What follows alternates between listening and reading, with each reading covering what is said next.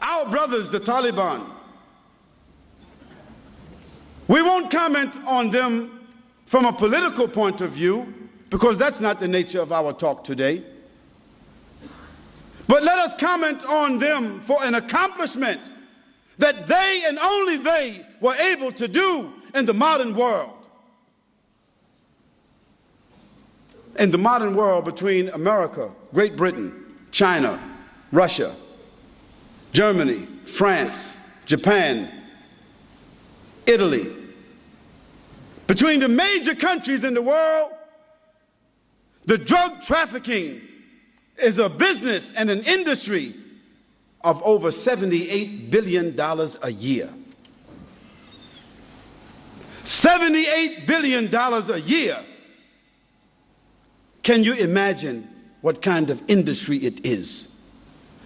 And can you imagine the tragedy, the disparagement, the disease that drugs have brought in the modern world as a result of this industry? Yet, all of these sophisticated countries have found no solution for the drug problem. In fact, they have chosen to benefit, profit, and regulate the drug traffic because they are unable to stop it. Yet, consider this. The Taliban in Afghanistan became an official government after the defeat of the Russians. And at that time, Afghanistan was the major theater, corridor in the world for drugs.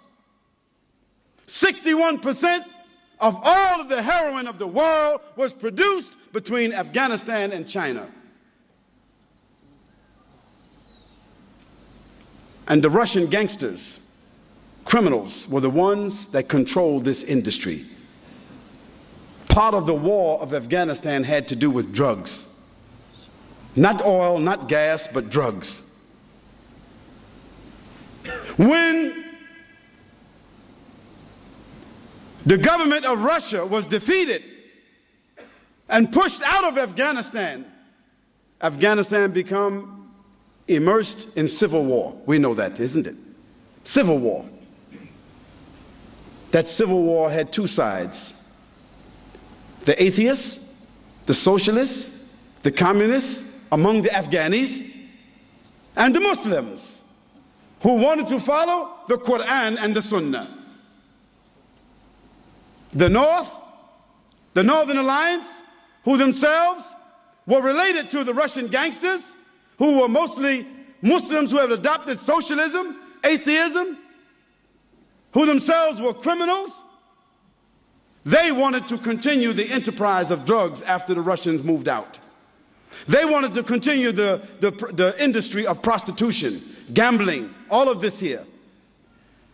And the Muslims said, no, we won't continue that. We want to establish Islam. And they began to have wars between them. One of the groups that were insisting upon the Quran and the Sunnah were called the students. In the Arabic language, the students is Talib or Taliban. And on one occasion, those atheists, socialists, communist Afghanis, those criminal Afghanis, they entered some villages and they raped the women. And some of those women escaped. And they ran to seek protection with those students. And those students, they sought to get a fatwa from their shuyukh. What should we do about these Muslims who did this act? Those scholars said they should be punished. They are criminals, and the hukum is to find them and kill them as criminals.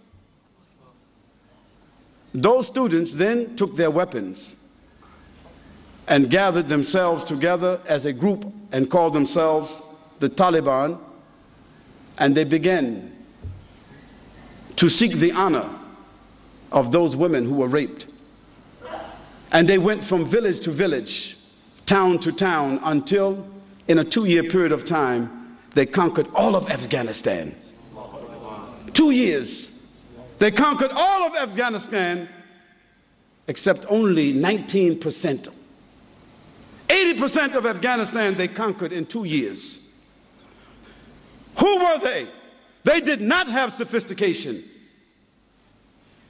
They were walking, riding donkeys and horses, fighting on foot, fighting for the honor of their women, for the honor of their country, for the honor of Islam.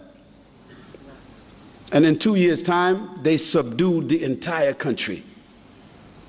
Of course, they were not sophisticated in their knowledge.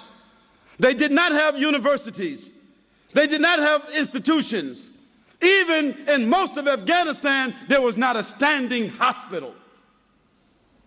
But they established what they called the Islamic Emirate of Afghanistan. The only standing Islamic Emirate in the world at that time. Yes, they were ragtag. They were not sophisticated. But they had honor and love for Allah subhanahu wa ta'ala inside their hearts. And we don't know, as Muslims, we don't know any connection with the Taliban to September the 11th. So let's be clear about that. We don't know, we don't have any evidence or any proof that they had any connection to that, except that they would not give up their brother, Osama bin Laden. We don't make any comments about what happened because we don't know. But we don't indict people without evidence. And we certainly don't indict a country because someone is living there whom someone else feels is indicted. But let me get back to the issue. Afghanistan came under the rule of the Taliban, and they were faced with a challenge. What are they going to do with the drug industry which they found in Afghanistan? The Taliban made a decision. From a point of honor, from a point of morality, a point of dignity and decency, from a point of Sharia, they could not support and allow drug trafficking to exist in Afghanistan. So what did they do?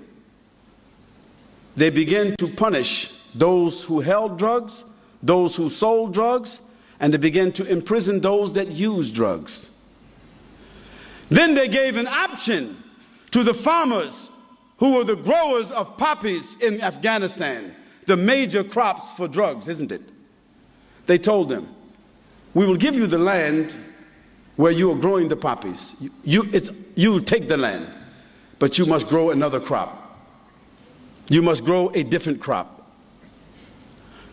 But if you don't grow another crop, then we will bury you on that land. That's the only option they gave them. In a year and a half after the fatwa came about this issue, a year and a half, the drug trafficking and the growing of drugs and the manufacturing of drugs in Afghanistan was 3%.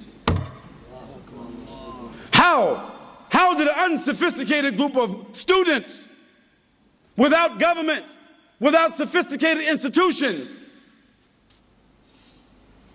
how did they do this? How did they eliminate an industry which represented 61% of the source of drugs in the entire world? How did they do that? They did it from their iman. They did it because they were affected by the Quran. They did it because they were affected by the behavior of Muhammad sallallahu alaihi wasallam. And this is why I say, as an example, that Islam, and only Islam, has the properties by which to affect the human being's consciousness, to design and regulate his morals, and even to regulate governments, so that even governments themselves are forced to adhere to rules of decency and dignity.